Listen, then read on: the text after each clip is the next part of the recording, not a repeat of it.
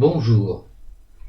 Ça y est, l'histoire mise en ligne dans les 3 récits, le certif, le moulin de Popegrain et d'anecdote en anecdote est terminée. Lorsque j'ai décidé l'écriture de mon premier roman autobiographique, que j'ai intitulé Le Certif, mon intention était d'écrire mes souvenirs de jeunesse à l'intention de mes 3 filles, afin qu'elles aient plus tard un témoignage de ma vie durant mes années de jeunesse. L'idée de me lancer dans l'écriture de ce texte m'est venue à la suite de la sollicitation d'une amie, Christiane, qui m'a demandé de l'aide pour la rédaction d'un livre retraçant sa vie de jeunesse, vie particulièrement douloureuse, dans une famille où elle a subi une maltraitance telle que sa situation ne serait pas acceptée de nos jours. À la même époque, une autre amie a entrepris l'écriture d'un livre sur ses origines acadiennes. Elle m'a demandé de bien vouloir l'aider à la correction et à la mise en page de son œuvre. À la suite de ces participations, j'ai fini par décider, à mon tour, de me lancer dans l'aventure. Le premier récit achevé, j'ai décidé d'en éditer quelques exemplaires à compte d'auteur, exemplaires destinés à ma famille et à quelques amis proches. L'un d'eux, après l'avoir lu, m'a suggéré de le faire publier par un éditeur.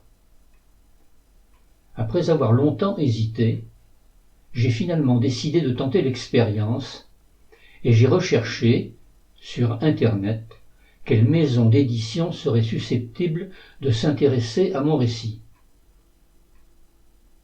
Parmi les nombreuses maisons trouvées sur la toile, rares sont celles acceptant de recevoir un texte sous la forme d'un PDF.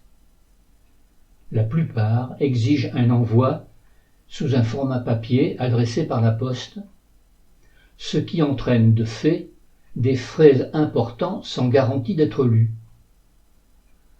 Il était impensable pour moi de me livrer dans une telle démarche, n'étant pas particulièrement tenté par l'expérience. J'ai fini par adresser mon récit aux éditions Hachette, qui acceptaient un tel envoi.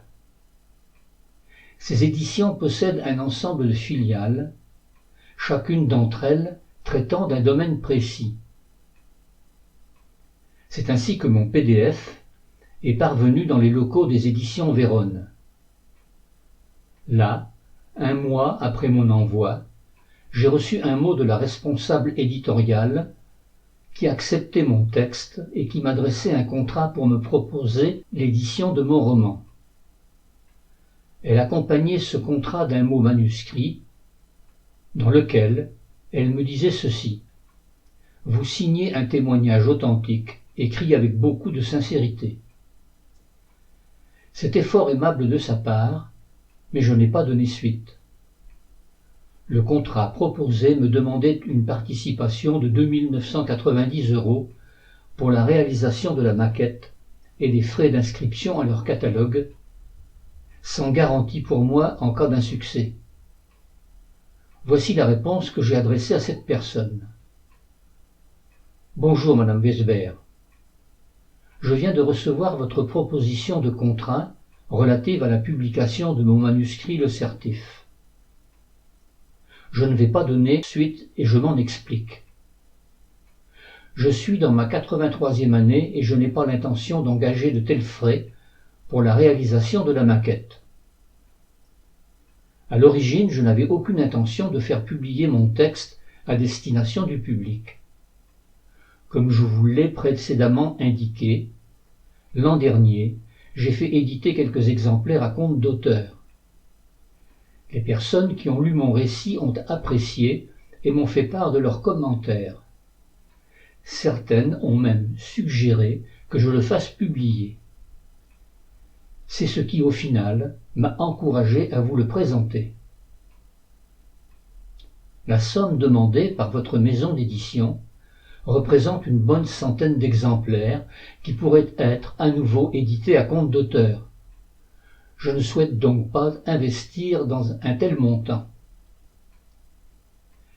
J'estime que si l'éditeur considère que mon manuscrit possède une réelle opportunité, c'est à lui d'assurer la totalité des frais à engager pour sa parution. Il ne me semble pas que ce soit la philosophie de votre maison.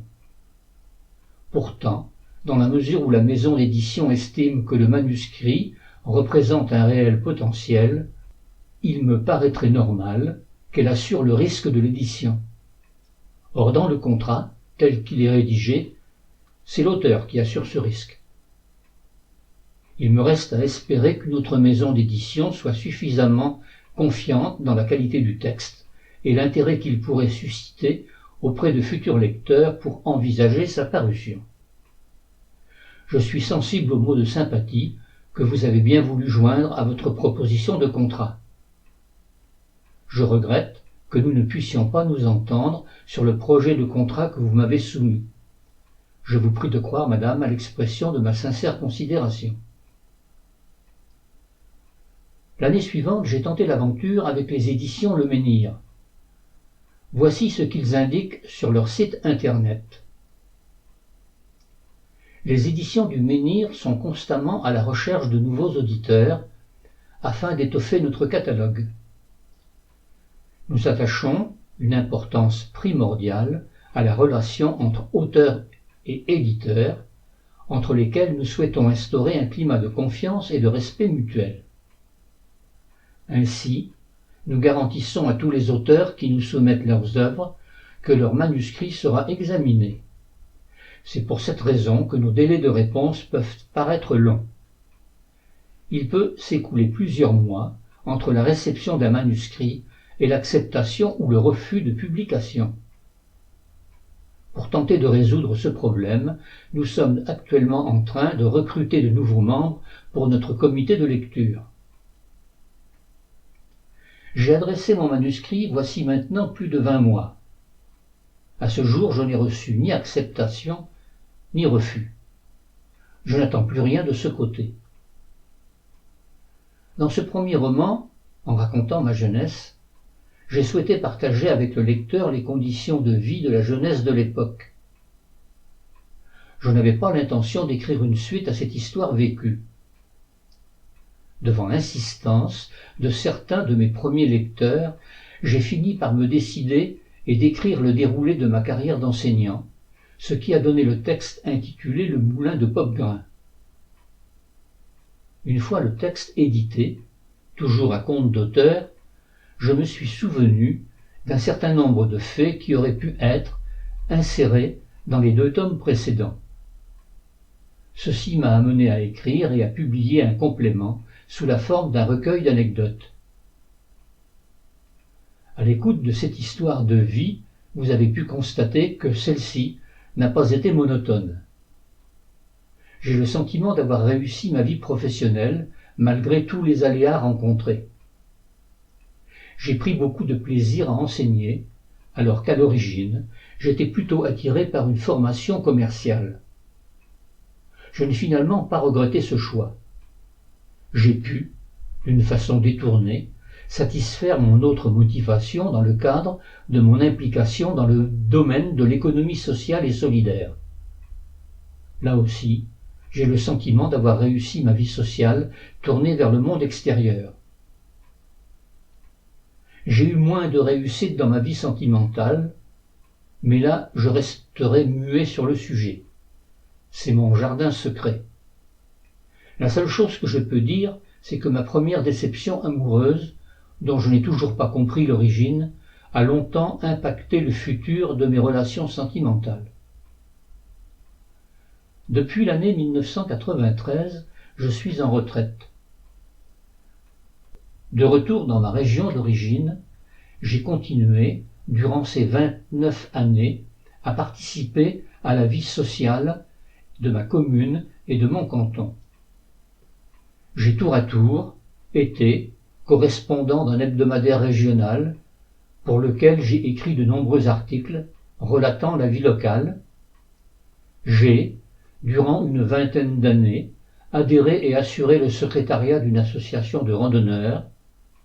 J'ai également, à titre bénévole, assurer le remplacement du projectionniste du cinéma local, notamment durant ses vacances estivales. Dans le même temps, j'ai continué à m'investir dans mes activités coopératives auprès de la Société Coop Atlantique de Saintes. J'ai également, au titre de notre association de consommateurs, l'AACC, participé à de nombreuses animations dans les établissements scolaires de la région, écoles maternelles, élémentaires, collèges et lycées, ainsi qu'auprès de groupes d'adultes. Aujourd'hui, mon âge ne me permet plus de participer à ces activités. Toutefois, je continue, comme modérateur, à apporter mon modeste concours à mon ami Cédric Chabroli dans ses interventions, dans ses chats en direct, où il répond aux questions des internautes pour résoudre les problèmes que ceux-ci rencontrent avec leur ordinateur. Je suis au crépuscule de ma vie. Je ne sais pas le temps qui me reste à vivre. J'ai le sentiment d'avoir bien vécu. Je suis heureux d'avoir pu vous transmettre un peu de mon expérience. Je vous remercie de l'écoute que vous m'avez accordée au cours de ces années et de la fidélité que vous m'avez témoignée.